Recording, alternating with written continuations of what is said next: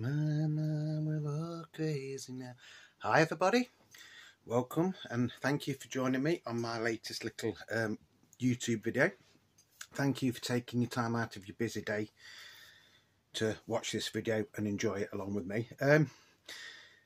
We did a video a couple of weeks ago about what the Beatles were doing in 1973, marking 50 years of what was released in that year.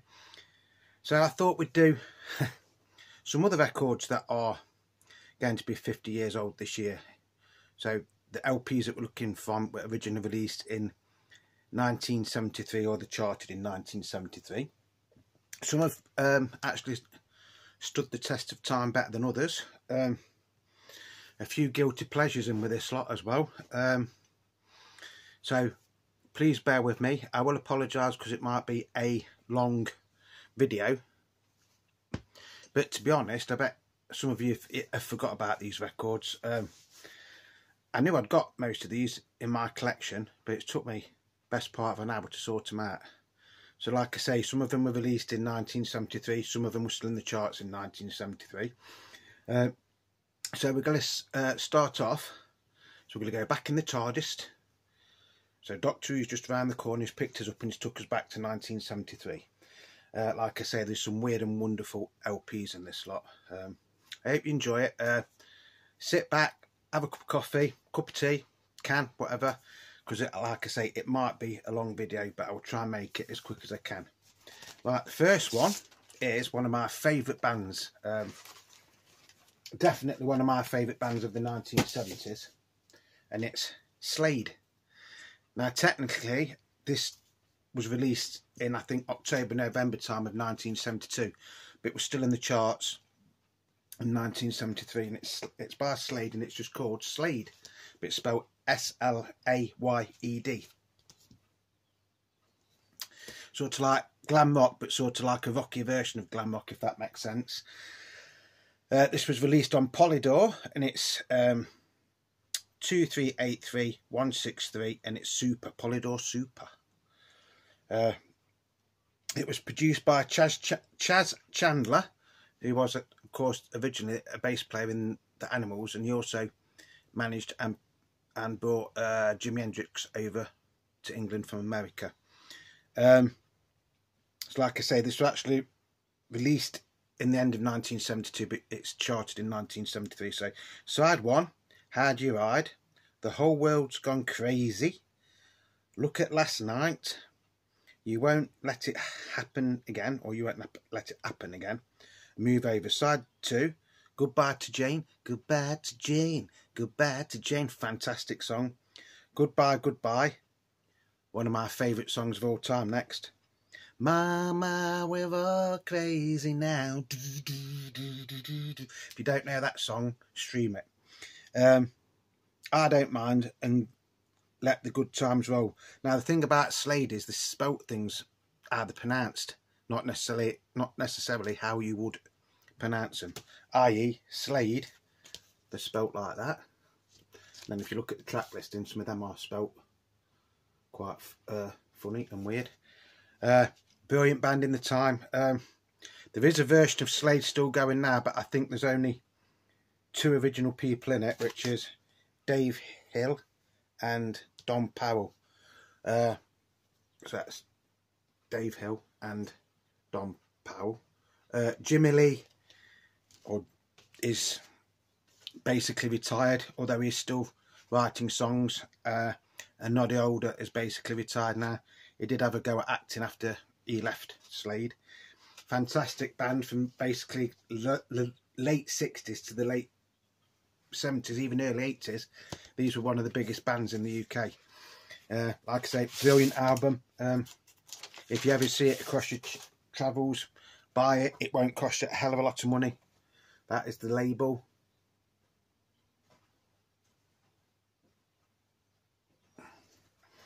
So I think their album of 1973 was Slade Hits, I think, which was like the greatest hits compilation. Not worth a great deal. It's one that if you put it on your turntable, you'll be tapping your feet all the way through. I virtually guarantee it. So that's one that's sort of aged okay. Sort of aged okay. This next one is a bit of a weird one. Just excuse me one moment, folks.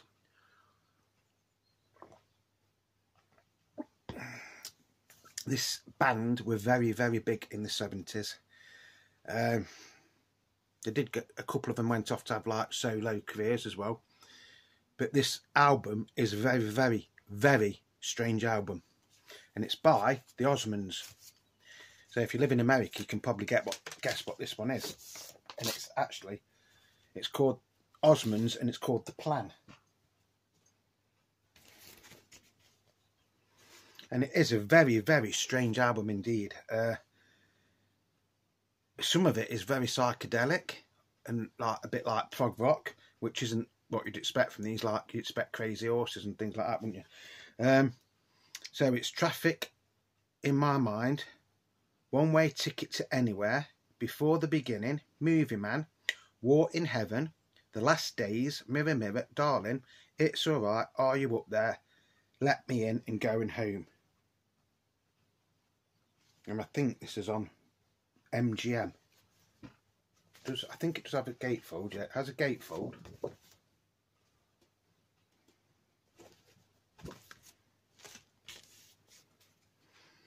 Like I say, it's a very, very strange album. I'm not saying it's bad, I'm just saying it's strange. It's not the sort of thing you'd expect. Well, it's not the sort of thing I'd expect from the Osmonds. They went on as the Osmond Brothers, didn't they, later on? Without Donny, and they like became sort of like country and western sort of thing, didn't they? Yeah, MGM. So this is side 1. Lovely labels, eh? And that is side 2. Now, I'm not the biggest fan of the Osmonds, to be honest, so I don't know if there was actually any singles released off this. But to be honest, if you put this on, you wouldn't think it was the Osmonds anyway. You really would not think it's the Osmonds. It's not like teeny bopper music or bubblegum music or anything like that, or bubblegum pop or whatever they used to call it. It is actually quite a serious album, to be honest. And like I say, if I put this on and didn't tell you it was by, I don't think you'd actually guess that it is by the Osmonds. A little bit of a forgotten gem. Might get its time again someday. Excuse me. This next album is the debut album by one of the biggest British bands of the 70s and 80s. They went on to have huge success. They toured all over the world. The frontman was a proper frontman. He could sing any style. He could sing opera, he could sing rock, he could sing rock and roll, he could sing pop. He'd got a very, very unique voice, and it's actually Queen. And this album is just called Queen, or Queen 1 as some people call it now. And that they actually had to record this like in the spare time that the studio had. So it took them a while to like record it. It's on EMI, so it's EMC 3006 stereo, and its side 1 is Keep Yourself Alive, Keep Yourself Alive, Keep Yourself Alive. Brilliant song. Then you've got Doing Alright, Great King Rat, and My Fairy King. Side 2, Liar, The Night Comes Down, Modern Times Rock and Roll, Sons and Daughters, Jesus, and a very, very brief, and I mean brief, snippet of 7 Seas of Rye, which actually became a massive single not long after this, and is actually on Queen 2, I think. Lovely album. Sort of hints at what Queen went on to become, sort of thing. So that is side 1, and then that is side 2. It's probably not the best album that they ever made, in all fairness, but it is a good album, and it's a fantastic debut album. Some of it probably does sound a bit out of date now, but some of it does still sound okay. And if you're a Queen fan or you like your rock, then you know this is really a great album to listen to. Now we get on to one of the strangest albums ever released, I think. So it's 1973. A record company was set up just to actually release this record. And then the record company, although this is like a prog rock sort of record, I think you'd class it as prog rock, the label actually was more famous for like releasing punk and new wave singles a few years after this. And this album was like the soundtrack to a very, very famous horror film as well. It's Mike Oldfield's Tubular Bells. And it's on Virgin Records, and it was the first ever record released on Virgin. So it's V2001, 2001. A slightly different Virgin logo there. Like I say, this was actually, a lot of this was used in the, I think it was the Omen. I don't think he actually recorded it for that. I just think that when they was making the Omen, they just played lots of this. It is a hard album to listen to in some ways. In some ways it's not, in some ways it is, but when you listen to it, you always seem to think of the Omen. The best thing about this LP, to be honest, and I'm not being unkind when I say this at all, is the labels. Very, very early Virgin labels. It's still a fantastic piece of music though. It really is a lovely piece of music. And that is what it is. I would class it as a piece of music. It's not necessarily songs, it's just, you know, I can understand why it was put into a film put like that. And this is actually in really, really nice condition as well. Hardly ever been played. I think I've played it 3 times since I've had it. Original in a sleeve as well. So that is another one that if you're out and about on your travels and you see it, you know, it probably is worth getting. Because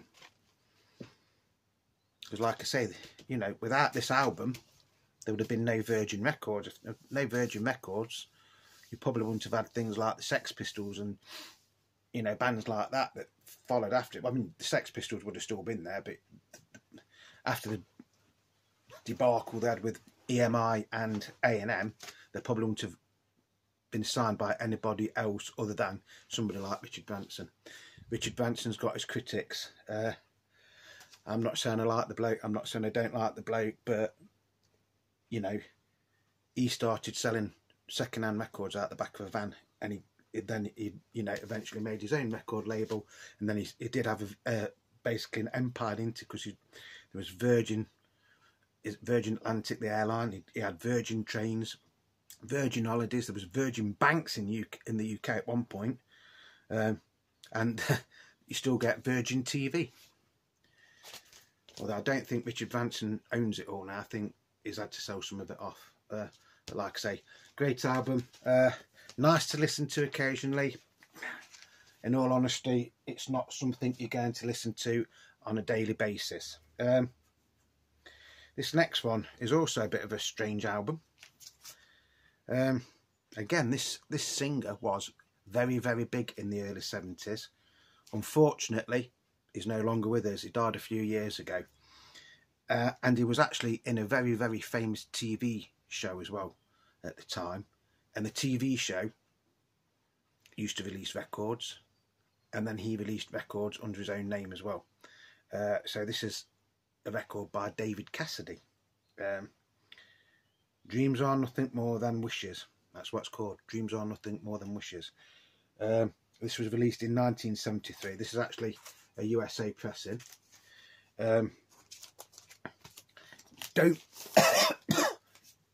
Don't really know a lot about this, to be honest, because I can't ever remember playing it. I know there's a couple of hits on it, like Daydream and things like that. It's just a daydream. And it's a gatefold. And this is dead weird because this bit here pulls out. Watch. Here, what? Are you watching?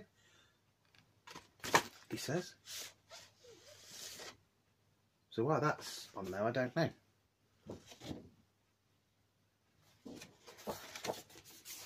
It's on Bell Records.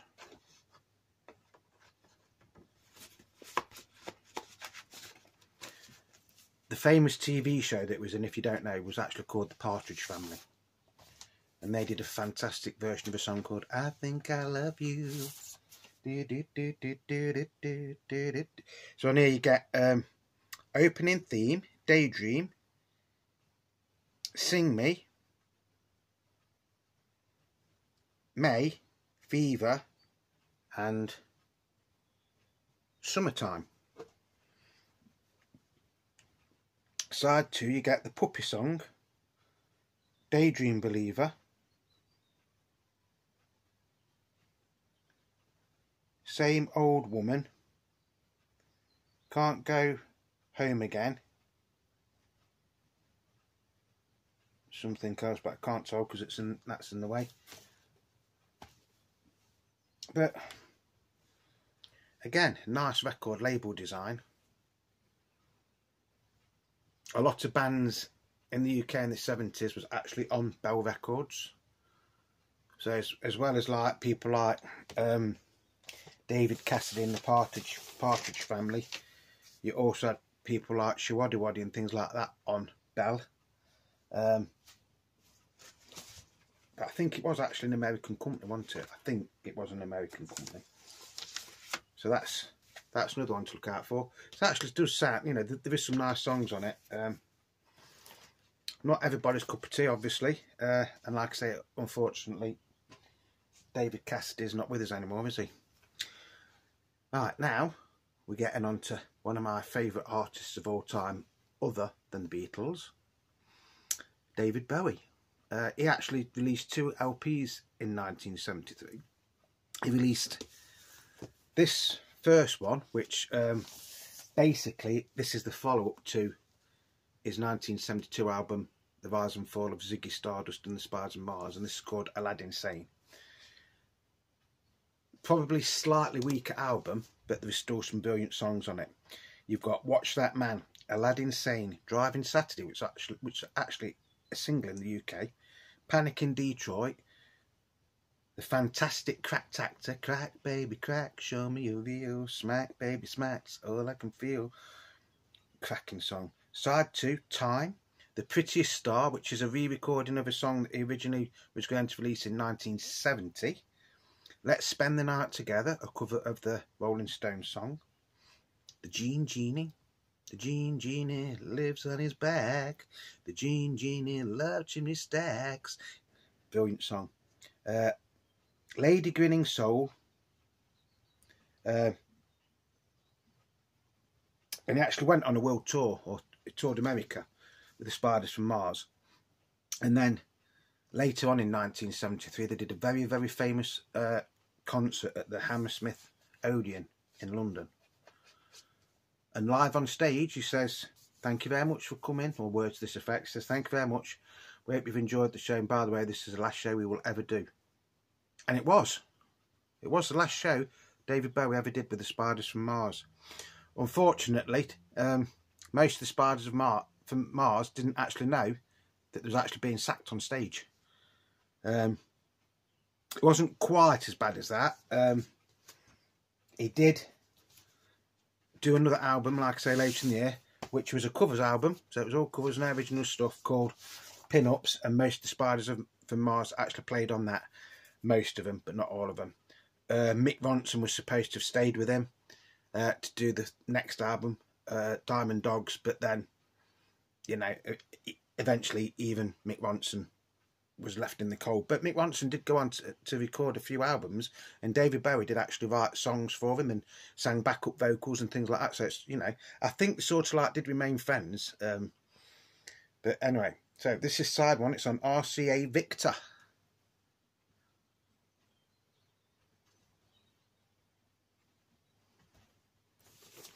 Fantastic album, actually, this is.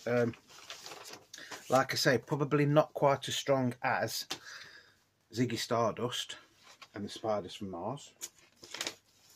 There is actually a gatefold version of this that opens up, and it opens up that way, which I think I've got up there. Like I say, cracking little album. And if you haven't got it, this is one I would recommend you to get. Highlights are Aladdin Sane, Driving Saturday, Panic in Detroit's alright, Cracked Actor, The Prettiest Star. The version on here of Let's Spend the Night Together is good, and The Genie, which was a massive hit. David Bowie, Aladdin Sane, 1973. Right, the next one is Elton John, Goodbye Yellow Brick Road, which was actually a double LP. So on here you get A Funeral for a Friend, Love Lies Bleeding, Candle in the Wind, fantastic song, isn't it? Bernie and the Jets, Side 2, Goodbye Yellow Brick Road. This song has no title, Grey Seal, Jamaica Jerk Off, I've Seen That Movie Too, Side 3, Sweet Painted Lady, The Ballad of Danny Bailey, 1909 to 1934, Dirty Little Girl, or The Girls Love Alice. Side 4, Your Sister Can't Twist but She Can Rock and Roll, Saturday Night's Alright for Fighting, Saturday, Saturday, Saturday, Saturday, Saturday. Brilliant song. Roy Rogers, Social Disease and Harmony. This was actually a double LP, obviously. This is actually a Portuguese copy, I think. So it opens up like that, and then it's called this a trifold sleeve, don't they?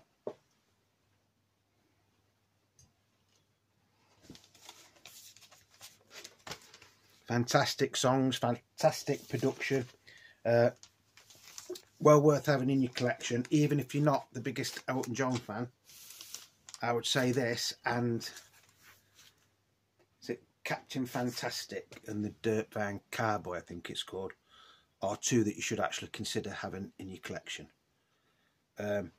Just to show the sort of songs that he could sing. His piano playing on here is great. All the band play fantastic on here, by the way. It was a big hit, you know, it was a big hit in its time, so the next one doesn't really need any introduction whatsoever. It is actually quite hard to believe that this is 50 years old. But in one way it's not. It's Pink Floyd's Dark Side of the Moon.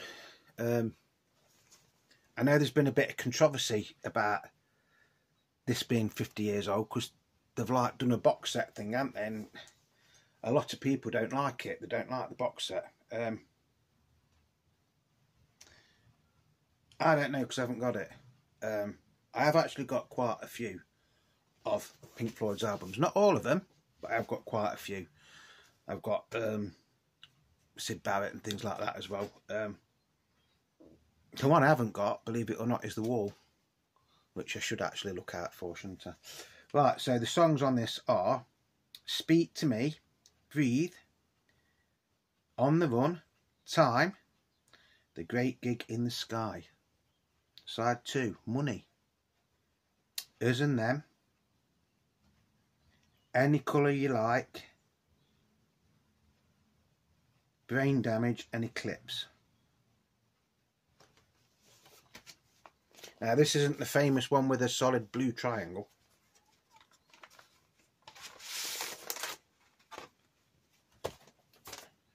Which, to be honest, aren't that common. So on EMI Harvest, so it's SHVL 804. Again, a fantastic album. I think this and Wish You Were Here are probably two of the best albums Pink Floyd ever made. That is just in my humble opinion, and like I say, it's just my opinion.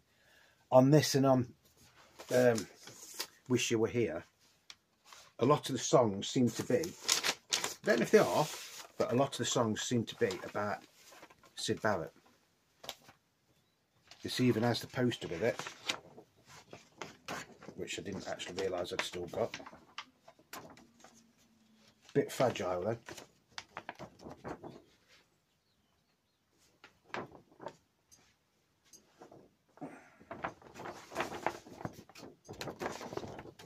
I think this came with some like stickers as well, didn't it? But I haven't got the stickers. Again, a fantastic album. Like I say, if you haven't got any Pink Floyd, you know, these are just my opinions. This is one that you probably should have, and you probably can get a cheapish copy of this off eBay and places like that.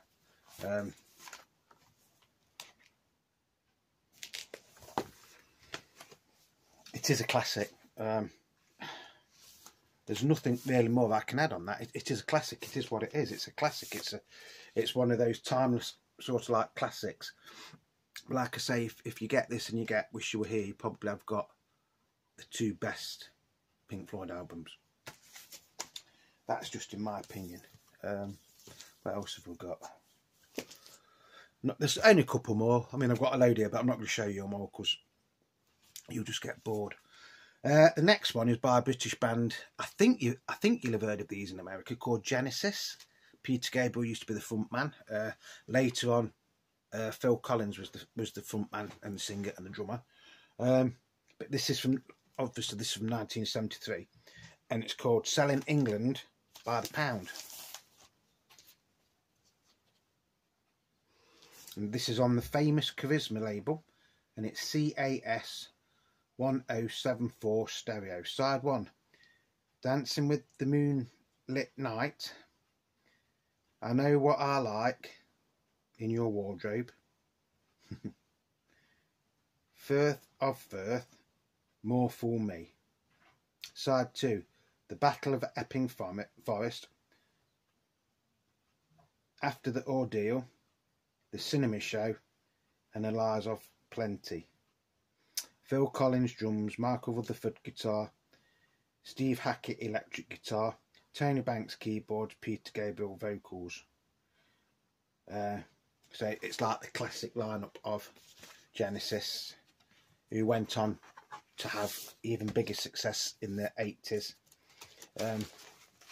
Phil Collins and very ill into it at the minute, but you know, Peter Gabriel's still going. I think Peter Gabriel was doing a tour this year. Lovely labels, lovely shiny record.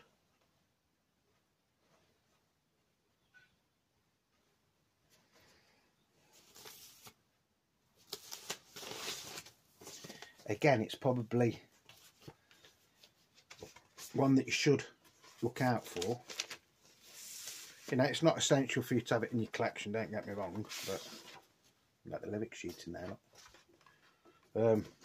But it is quite a nice album to listen to, very enjoyable. I like it anyway, so let's see what else we've got.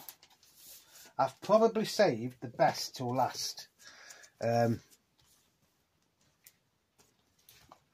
I'm going to do two more. The next one, these were very, very big in America.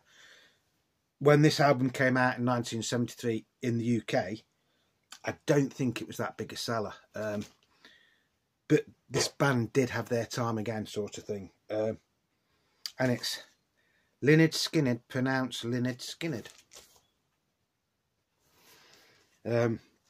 MCA Records, so this is MCG 3502.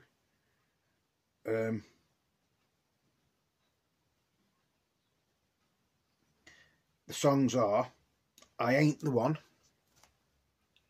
Tuesday's Gone, Gimme 3 Steps, Simple Man, Things Going On, Mississippi Kid, Poison Whiskey, and Freebird. Now, Freebird became a massive hit in the 80s.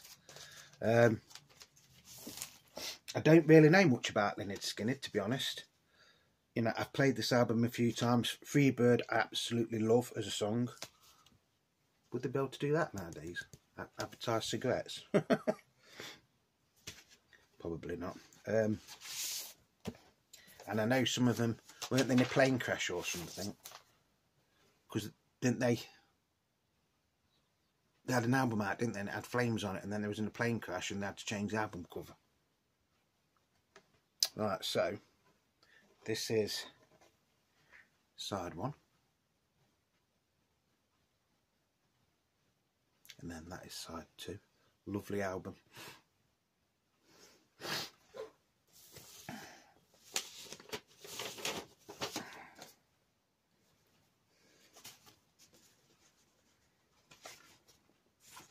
And as free as a bird. Fantastic song. That song is going to be going around my head now all afternoon. This album's actually worth getting just for that song. It is a nice album to listen to. It is one I play quite a lot. When I say quite a lot, I don't mean I play it every day, every week, but probably I will play it 3 or 4 times a year, something like that. Probably a bit more, to be honest. But yeah, great album. Another one, if you ever see it cheap enough, I would highly recommend. I'm going to finish off with probably one of the most famous albums released in 1973. Excuse me one sec.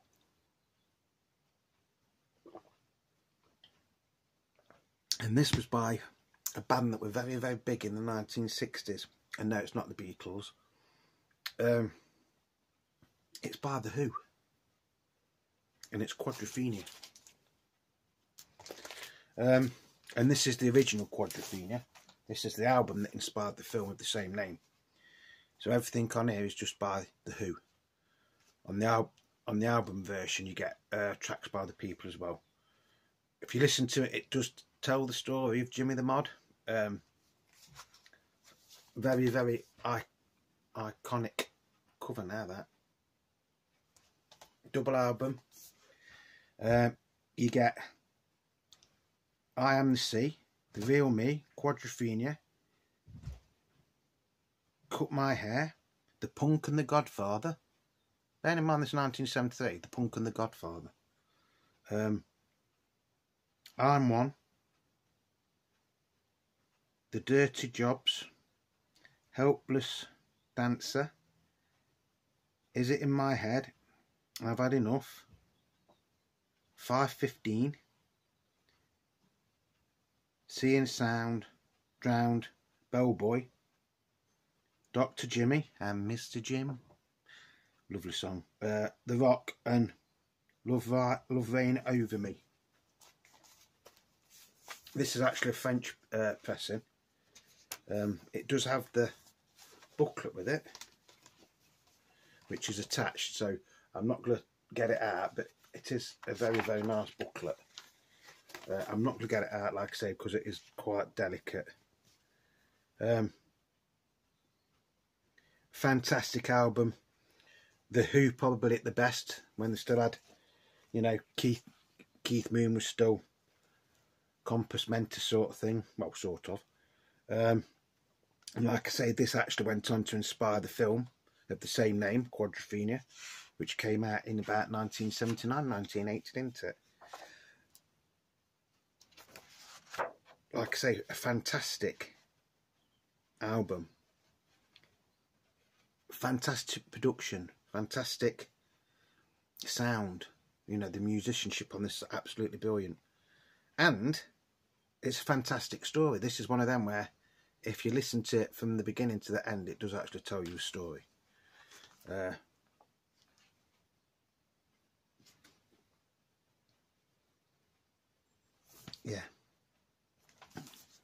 The Who, Quadrophenia. It took me years to get a copy of this. I did have it years ago, don't get me wrong. But in the early 2000s, I'd sell the majority of my collection, which I think I've gone through before. So it took me a best part of 40 years to find a copy of this.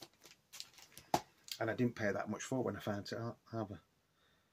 So all these records that we've just featured are 50 years old this year, 1973. 50 years old. Like I say, some have aged better than others. Quadrophenia is sort of like a bit timeless, isn't it? Because when this was released in 1973, it was actually based in the 60s, wasn't it? So I think that one's probably aged the best out the lot of them, to be honest.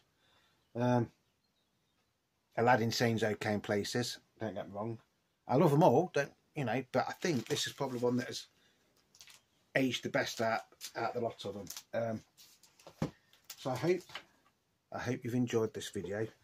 I'm sorry it's gone on. I was going to show you these as well.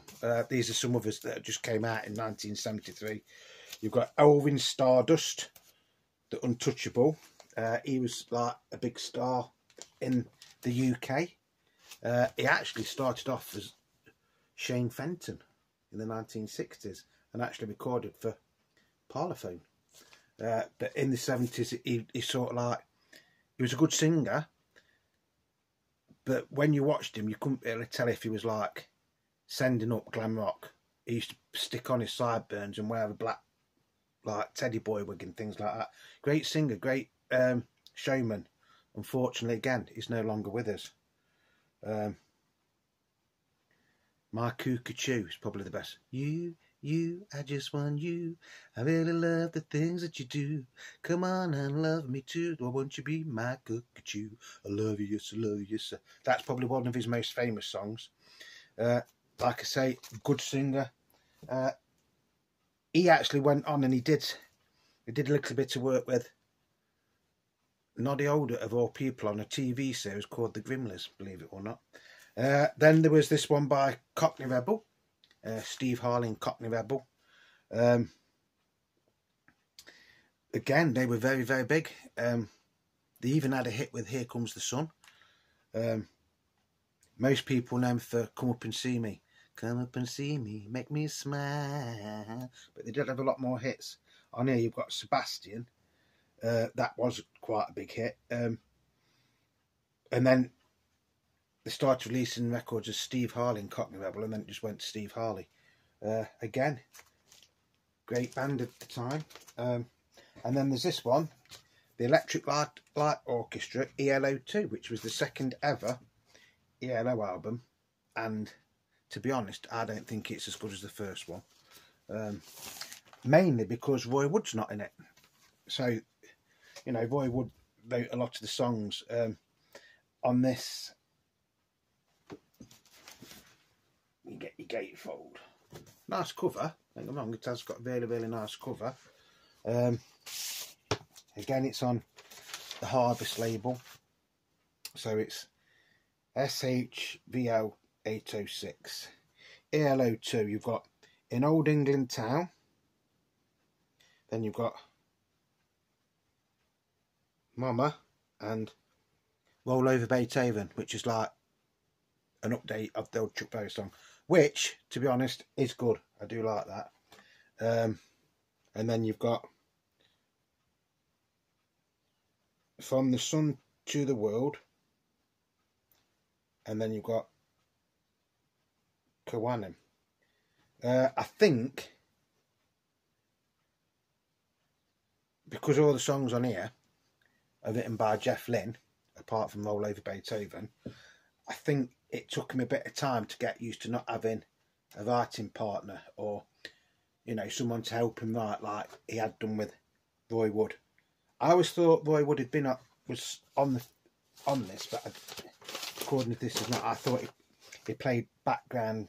He did background vocals on something and something else, but I'm obviously mistaken. Good little album though, but I don't think it's as good as the first one. I don't think it's as good as the first ELO LP. But that is, like, again, that's just in my humble opinion, which probably is not worth a lot anyway. Yeah, so I hope you've enjoyed that. I am so sorry it's gone on so long.